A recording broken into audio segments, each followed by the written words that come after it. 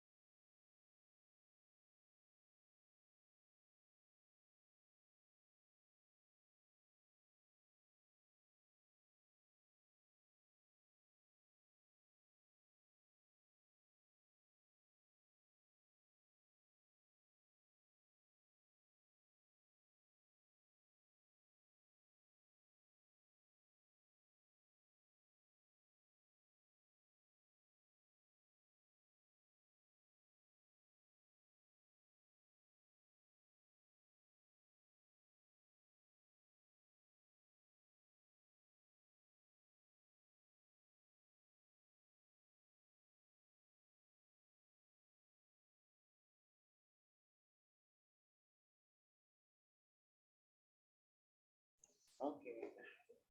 Silakan mau minum apa? Bismillahirrahmanirrahim. Assalamualaikum warahmatullahi wabarakatuh.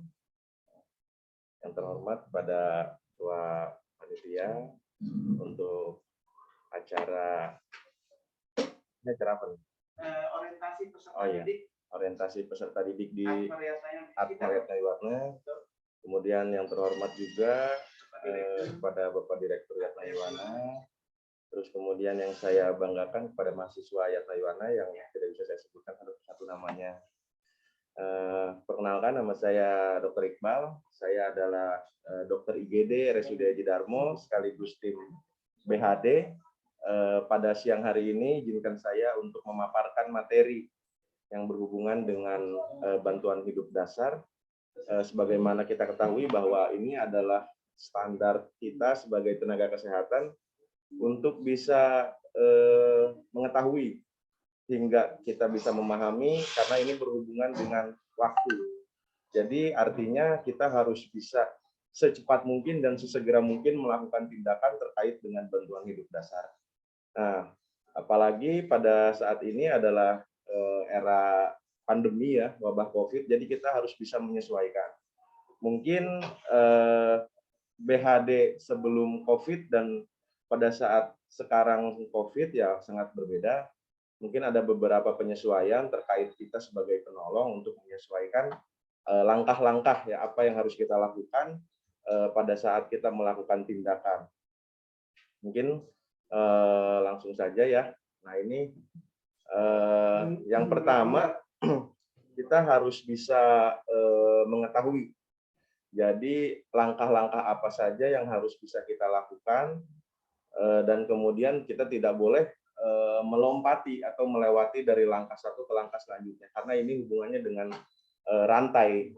Jadi nggak boleh kita melewati step-stepnya. Jadi harus sesuai dengan step demi step.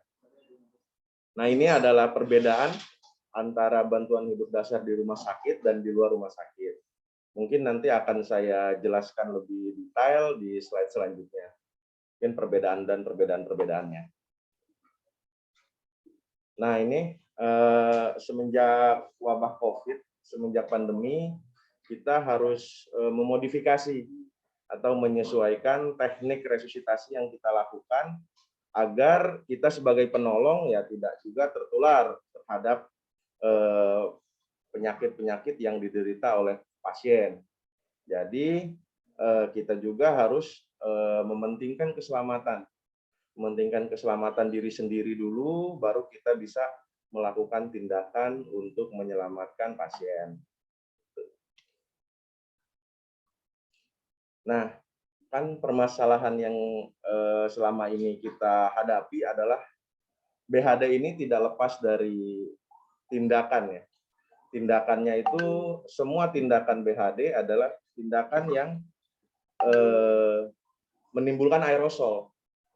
Salah satu tindakannya ya ini, kompresi dada, kemudian ventilasi, tekanan positif, pemasangan ETT. Nah, ini kan semua tindakan yang menimbulkan aerosol gitu. Jadi artinya kita juga harus mempersiapkan diri, mempersiapkan alat pelindung diri supaya kita tidak tertular.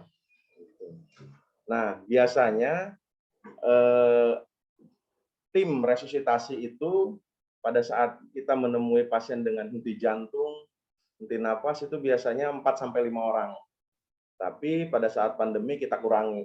Jadi kita maksimalkan upaya dengan seminimal mungkin penolong supaya untuk meminimalisir kontak terhadap pasien.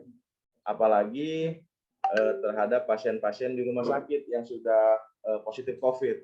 Jadi kita sebisa mungkin, sebaik mungkin meminimalisir kontak dan memaksimalkan tindakan. Nah, berhubungan dengan BHD adalah berhubungan dengan pasien yang henti jantung atau kegawat daruratan.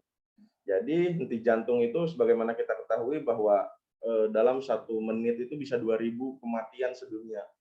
Jadi artinya kita membutuhkan waktu yang sangat cepat. Nah, waktu ini mempengaruhi peluang hidup pasien. Jadi kalau waktu kita mundur untuk melakukan tindakan ya kemudian angka kehidupan pasien juga akan berkurang peluangnya gitu. Jadi artinya kita harus perhatikan betul-betul bagaimana cara kita melakukan tindakan cepat dan efisien gitu dengan waktu. Dan juga kita harus perhatikan juga keselamatan diri kita sendiri semenjak wabah COVID seperti ini. Nah, ini biasanya sebelum wabah ini adalah alur untuk melakukan tindakan resusitasi. Gitu. Jadi alurnya yang pertama kita harus kalau misalkan kita menemui pasien nggak sadar, yang pertama kita harus lakukan adalah ingat dulu 3A. Jadi kita amankan diri kita dulu. Jadi amankan diri kita kalau misalkan pasiennya ini di tangga, atau pasiennya ini ada di kamar mandi, atau pasiennya ini ada di tempat-tempat yang kira-kira tidak bisa untuk dilakukan tindakan, ya kita amankan dulu. Gitu. Atau misalkan di rumah sakit atau misalkan di luar rumah sakit pada kondisi kebakaran, ya kita harus amankan dulu. Kita amankan diri kita amankan pasien. Jadi jangan sampai kita sebagai penolong kita menjadi korban juga gitu.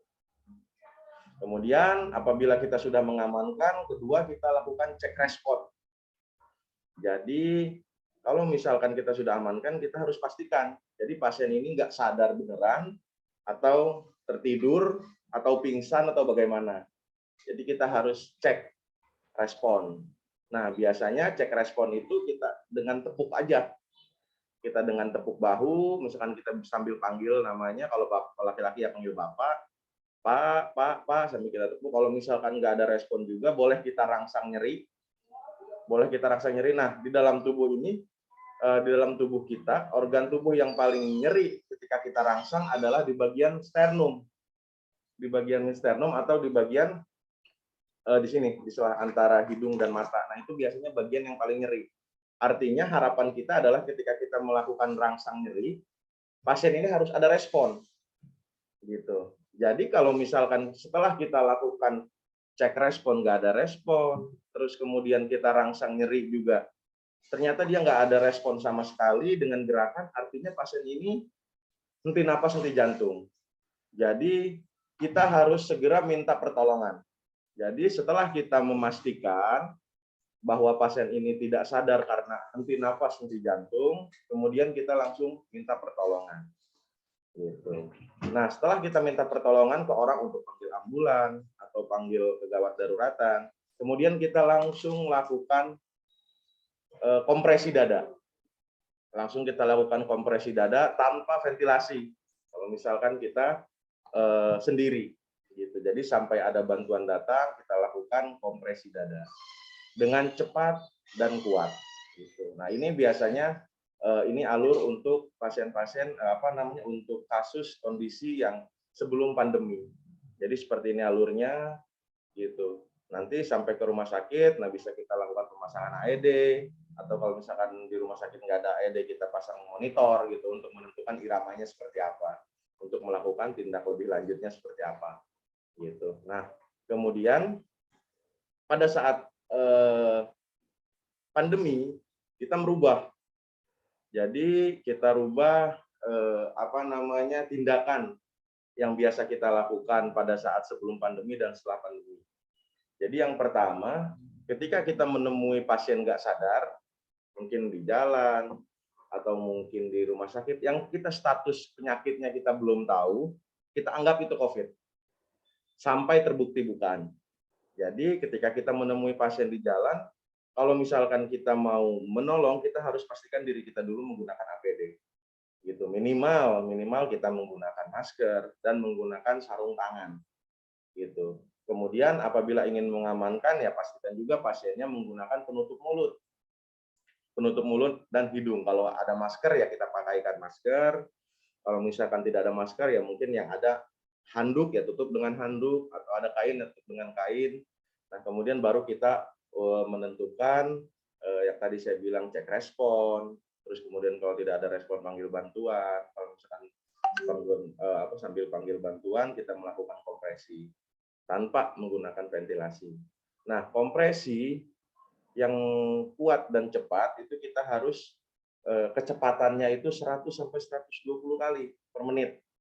Nah, itu harus mencapai. Jadi nggak boleh juga dengan hiperventilasi, dengan hiperkompresi, ya nggak bagus juga karena harus pastikan dia recoil sempurna. Jadi dinding dadanya itu harus sempurna kembali, baru kita kompresi lagi. Jadi seperti itu. Nah, untuk kedalamannya minimal 5 sampai 6 cm. Ya nggak bisa juga kita kompresi dengan kedalaman 2-3 cm, ya dia perfusinya nggak akan maksimal gitu. Karena tujuan kita kompresi kan kita untuk mengalirkan darah. Jadi yang disebut henti jantung kan jantungnya berhenti, otomatis aliran darahnya ke seluruh tubuh juga berhenti. Jadi makanya kita lakukan kompresi, tujuannya untuk mengalirkan darah dengan manual ke seluruh tubuh terutama ke otak untuk mengembalikan kesadarannya kembali gitu. Nah, RJP atau kompresi dada itu bisa dilakukan 30 siklus. Mulai siklus 30 kompresi, terus kemudian 2 bantuan nafas. Kalau misalkan tidak ada back mask, nggak boleh pakai nafas mouth to mouth. Jadi tetap aja kita melakukan kompresi only. Nggak boleh kita lakukan ventilasi buatan gitu ya. Terus kalau misalkan ada automatic electrical defibrillation boleh kita kasih pakai, karena ini orang awam juga bisa pakai gitu. Jadi kalau misalkan nggak ada, ya kita tunggu aja sampai bantuan tenaga medis datang. Kalau misalkan kondisinya di rumah sakit, ya kita sebagai tenaga medis, ya kita langsung lakukan tindakan gitu, kolaborasi dengan dokternya gitu. Nah, ini sama tadi alurnya, jadi kita menggunakan APD. Kalau misalkan pasien ini sudah terbukti COVID, ya kita wajib menggunakan APD level 3. Wajib menggunakan APD level 3, kalau misalkan nggak level 3 ya nggak usah nolong gitu ya. Jadi artinya kita harus memastikan diri kita dulu safety, baru kita bisa menolong orang. Nah, ini tim RJP, kemudian kita lakukan RJP, kan kalau di rumah sakit bisa pasang monitor. Nah, di monitor itu kita bisa lihat iramanya, apakah iramanya VF, VT, apa asistol atau PA. Nah, ini untuk menentukan ini untuk di shock apa cuma di RJP aja. Kemudian untuk memberikan obat-obatan juga.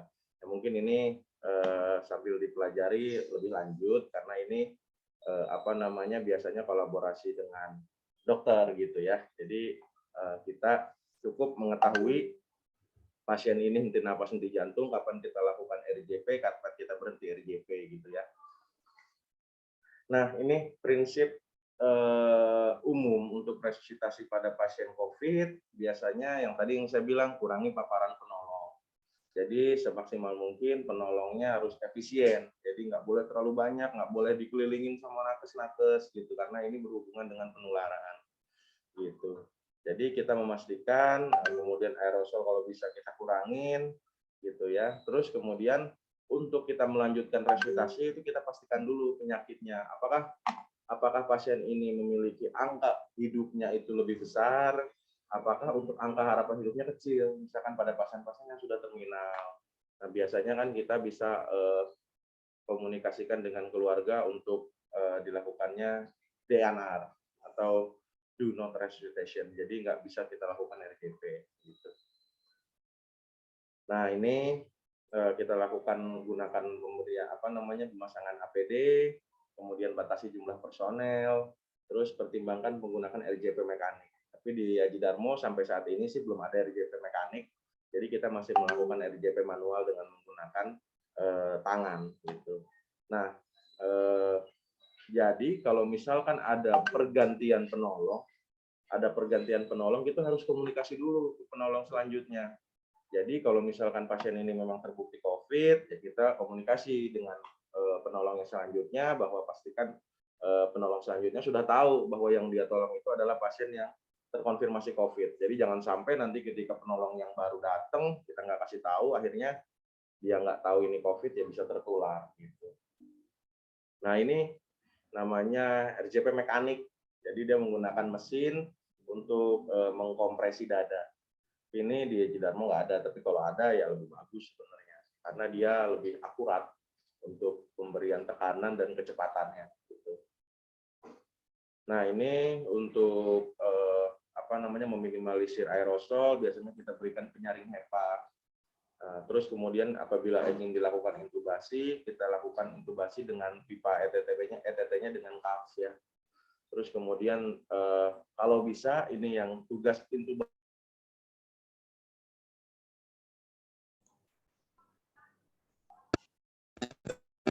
Halo, suaranya.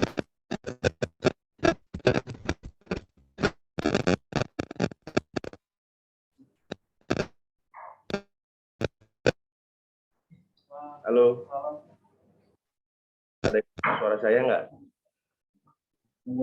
Putus-putus dok. Putus-putus dok. Masih jelas nggak ya suaranya ya? Ya putus-putus tapi jelas tapi putus-putus. Putus-putus ya. Ya.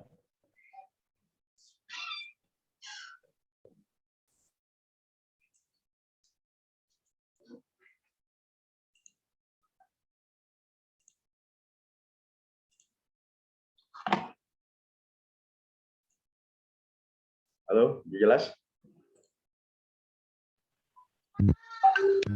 Jelas ya?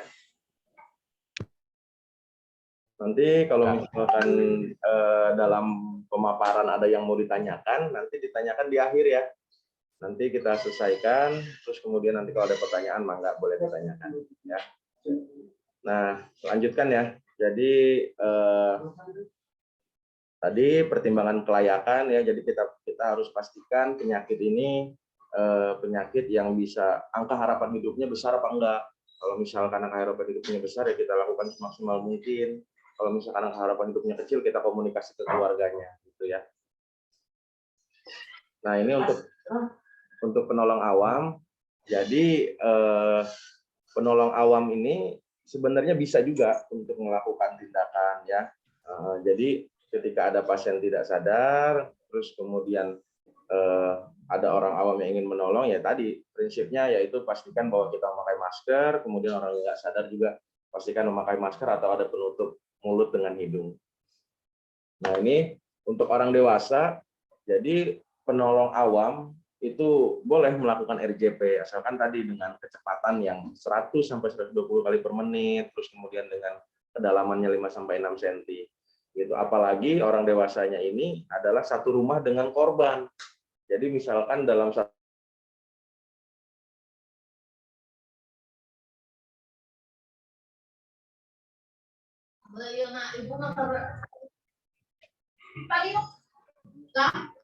Ibu. Ya setahun ke MM.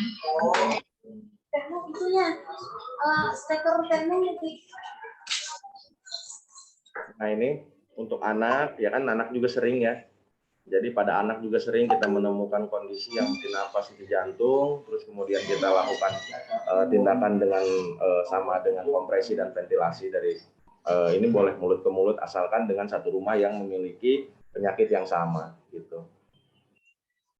Nah ini apa namanya panduan untuk tindakan AED atau automatic electrical defibrillation.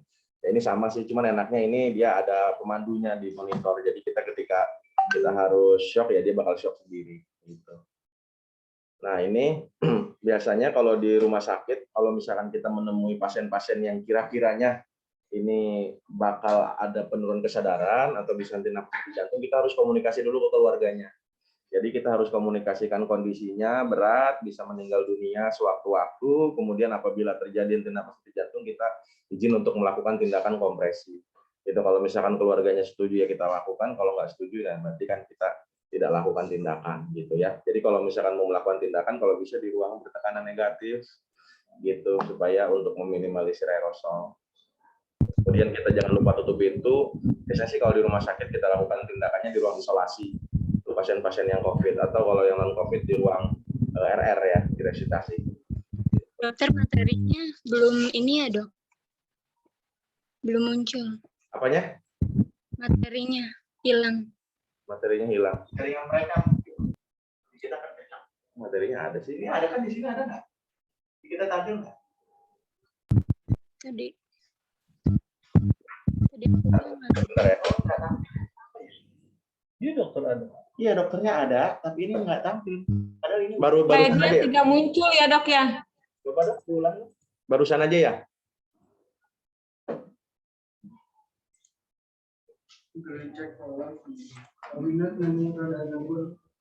Ini dok, coba kita selesai. Tadi zoom yang mana ya? Nah yang ini. Terus ke atas. Nah, set. Udah nggak? Ditarik lagi aja apa gimana? Ditutup dulu nanti dimasukin lagi. Lainnya nggak keluar loh. Coba kemana? Terusnya dia tadi mau udah bisa, udah keset tapi nggak keangkat. Nah, masuk dong. Nggak bisa ya? Muncul, muncul. Ya. Nah. Ya muncul. Ya, sip. Nah, selanjutnya lanjut aja ya. Maaf ada ya keputus. Jadi, nah ini yang penting nih. Jadi kita sebagai tenaga medis, apalagi sebagai perawat, juga sebagai dokter, kita harus bisa memastikan pasien ini alurnya kemana. Apakah ke zona merah, atau ke zona kuning, zona hijau, atau malah zona hitam. Gimana kita harus memastikan ini pasien dia masuknya ke kategori apa? Yang pertama kita harus lihat dia, untuk menentukan paling simpel kita harus lihat dia respirasinya. Jadi dia bisa napas apa enggak gitu ya. Nah, kalau misalkan kita pastikan pasien datang masih bisa nafas, kita hitung nafasnya. Kira-kira dia nafasnya di atas 30 kali per menit atau di bawah 30 kali per menit. Normalnya untuk orang normal, orang sehat itu kan napas di kisaran 18 sampai 22 kali per menit. Jadi kalau misalkan ada masalah ini dalam pernapasan, biasanya napasnya di atas 30 kali per menit. Jadi ini kita harus lakukan tindakan segera. Nah, tindakan segera itu kita dia labelkan di zona merah gitu ya, karena kita membutuhkan tindakan yang harus sesegera mungkin berhubungan dengan waktu. Nah, kalau misalkan dia napasnya normal di bawah 30 kali per menit, kita lihat perfusinya. Kita lihat perfusinya atau detaknya. Nah, untuk menentukan dengan cepat jadi arteri radialis. Gitu. Nah, dia bisa berdetak dengan kuat atau nggak bisa. Nah, kalau misalkan dia bisa berdetak, nadinya ada di kita lihat status mentalnya. Nah, kita lihat status mentalnya. Ini bisa mengikuti perintah kita atau nggak bisa. Kalau misalkan bisa mengikuti perintah kita, ya ke level ini. Karena nggak bisa mengikuti perintah kita, ya. Jadi kalau misalkan dia nggak ada denyut nadinya, kalau misalkan nggak ada denyut nadinya, kita perhatikan RT-nya atau capillary refill time-nya. Normalnya kan di bawah 2 detik. Nah, kalau misalkan dia di atas 30, dua-dua di atas, biasanya masalah yang paling sering menyebabkan dia CRT-nya Obatan jengkol, kayak obatan daging. dan pendarahan. Tapi kalau misalkan dia di bawah 2 detik, CRT-nya Tambahlah satu Gimana, Kak? merah. Oh, lampu merah.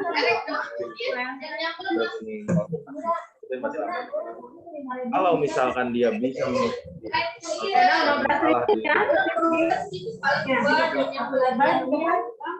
Dokter. Kalau misal dokter apa? kalau misalkan nggak ada respon, Itu sakit sama. Iya, nanti aja beli. Iya, mesin hayang aja. Nah, tuh dokter. nah ini untuk apa namanya airway untuk menentukan alur pasien trauma ya. Tadi kan kita BHD udah selesai. Terus kemudian kita untuk menentukan apa namanya secondary survey gitu. Kita yang pertama kita harus pastikan airway-nya. Jadi airway itu jalan nafas. Jadi jalan nafasnya normal apa enggak, apakah dia tersenggap-senggap atau gasping gitu ya. Jadi kita harus pastikan dulu airway-nya aman. Kalau airway-nya aman, dia biasanya kita masuk ke triase 1 ya. Triase 1 atau di tenda kalau di IGD Darmo. Tapi kalau misalkan di airway-nya ada masalah, terus nafasnya gasping atau termenggap-menggap atau malah cardiac arrest, kita langsung pasien ini anggap COVID sampai terbukti bukan COVID. Jadi kita harus pindahkan ke ruang isolasi gitu. Nah, ini mungkin sering tahu ya, alat ini adalah oximetri namanya. Jadi oximetri ini adalah alat untuk menentukan kadar oksigen di dalam tubuh. Jadi normalnya kan oksigen itu biasanya 96 sampai 100. Kalau misalkan di bawah itu berarti hipoksia dia. Jadi hipoksia itu adalah kekurangan pasokan oksigen. Kekurangan pasokan oksigen, jadi artinya kita harus memberikan oksigen untuk pasien-pasien tersebut. Jadi kalau misalkan pada saat kita melakukan pengecekan dia nilai oksimetrinya 90 sampai 95 berarti dia hipoksia ringan. Biasanya kita cukup berikan dengan pemberian oksigen dengan menggunakan nasal kanul. Kalau misalkan kurang dari 85%, biasanya ini udah hipoksia berat. Jadi kita harus berikan dia alat bantu nafas dengan menggunakan non-rebreathing mask gitu. Nah, ini jadi kalau misalkan 90 sampai 95 kita boleh kasih asal nasal kanul, kalau misalkan 85 sampai 90 bisa nasal kanul, bisa simple mask, bisa NRM. Kalau misalkan kurang dari 85% wajib kita menggunakan NRM atau malah kalau tidak respon kita bisa dengan menggunakan bag mask atau bagging. Nah, ini alatnya, jadi ini nasal kanul. Jadi nasal kanul itu boleh diberikan biasanya sih normalnya itu 2 sampai 4 liter, maksimal itu 5 liter per menit. Tapi biasanya kalau misalkan nggak respon, kita pakai NRM. Tapi sebelum NRM kita bisa pertimbangkan dengan menggunakan simple mask. Jadi simple mask itu maksimal 8 liter, kalau NRM itu bisa sampai 15 liter per menit.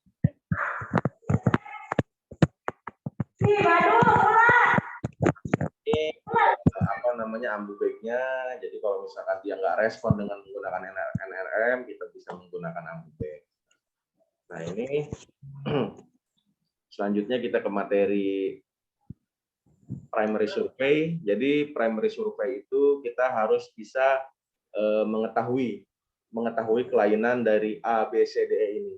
Artinya ada masalah di airway, breathing, circulation, disability, sama environment. Jadi kita harus bisa tahu, kita harus bisa mengidentifikasi masalah apa yang terjadi. Kalau misalkan masalahnya di airway, kita nggak boleh langsung ke breathing, apalagi ke sirkulasi. Jadi kita harus atasi dulu masalah airway-nya. Kalau airway-nya bermasalah, kita harus selesaikan, pastikan clear. Kalau misalkan sudah clear, boleh kita lanjut ke breathing, baru ke circulation. Jadi kalau misalkan kita sudah ke circulation, airway-nya bermasalah lagi, ya kita harus balik lagi ke airway.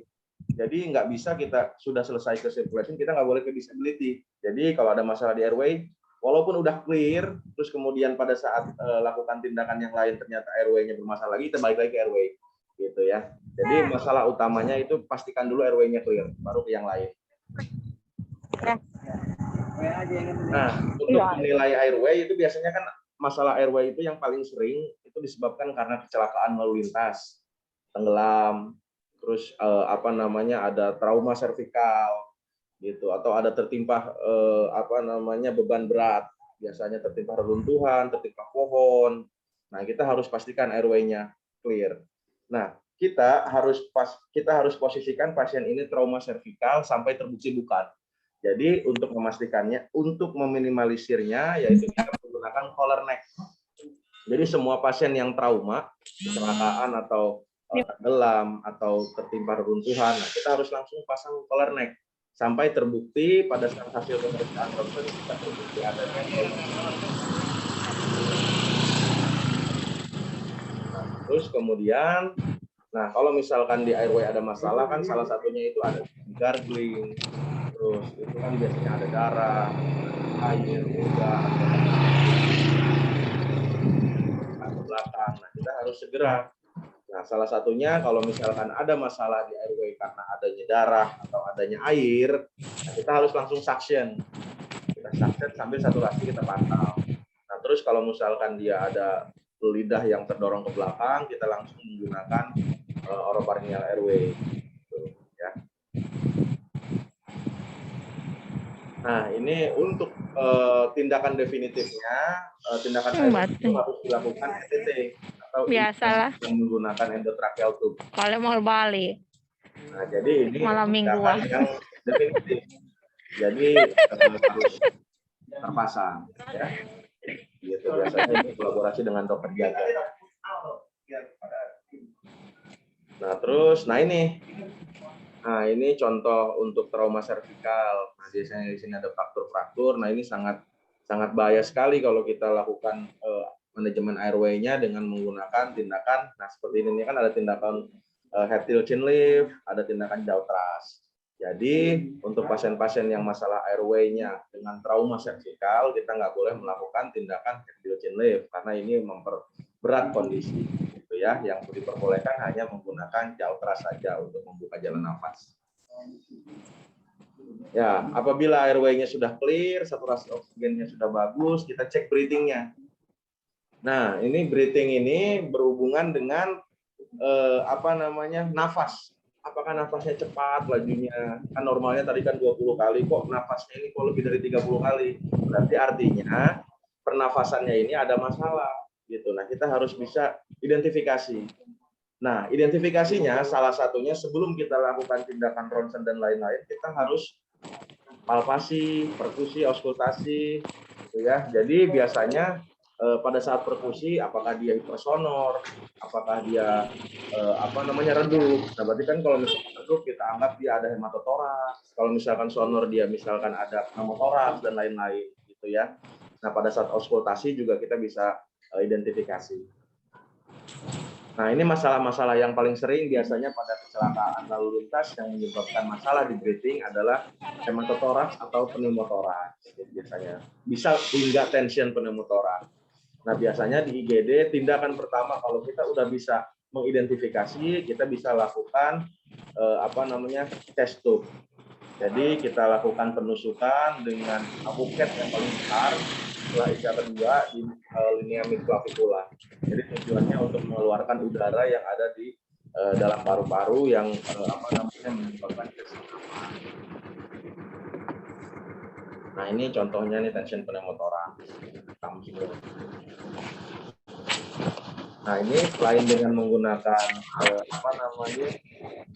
buket yang paling besar, juga kita bisa menggunakan perkat 3 sisi. Nah, perkat 3 sisi ini apabila kita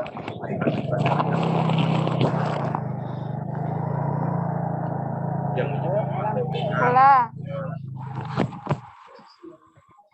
nah, setelah breathing-nya aman, kita langsung ke sirkulasi. Jadi sirkulasi ini kita pantau denyut nadinya, terus kemudian tekanan darahnya. Kalau misalkan tensinya rendah, ya berarti kita harus perbaiki. Kalau misalkan nadinya banget atau rendah banget, kita koreksi, ya. Jadi ya kalau misalkan dia rendah, ya mungkin dia karena perhatikan dia bertanya apa, bisa shock istirahat, mungkin itu. Jadi kita harus melakukan tindakan pengobatan, apa namanya, imunosupresor. Ya. Terus ini sirkulasi ya, kalau misalkan dia shock kita bisa lain, satu buang darah kalau misalkan dia kurang darah banyak, yang satu lagi dengan menggunakan cairan koloid supaya dia di intravaskularnya bisa lebih aman gitu ya. Kemudian bisa juga dengan kristaloid kalau misalkan koloid ada misalkan dia ada masalah di pelvis, dia apa namanya,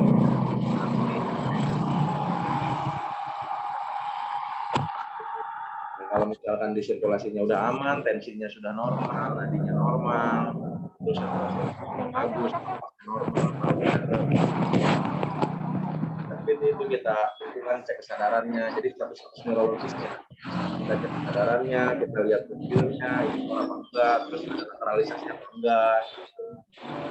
Nah kalau misalkan dia normal, GCS-nya normal, 15 bisa mengikuti perintah, bisa buka mata, bisa bergerak. Nah, berarti artinya disabilitasnya aman. Baru kita ke E-nya. Jadi kita buka pakaiannya semua, terus kemudian kita lihat sudah aman semuanya, berarti selesai tindakan kita sebagai dokter atau sebagai perawat di instalasi gawat darurat, gitu ya. Jadi kecepatan kita menentukan peluang hidup pasien. Jadi kalau tindakan kita lebih cepat dan akurat, angka kehidupan pasien, angka kesembuhan pasien juga meningkat pada kasus-kasus yang berhubungan dengan cardiac arrest atau gawat daruratan, yang berhubungan dengan apa namanya, henti napas jantung. Jadi itu yang bisa saya sampaikan. Jika ada yang mau ditanyakan silakan.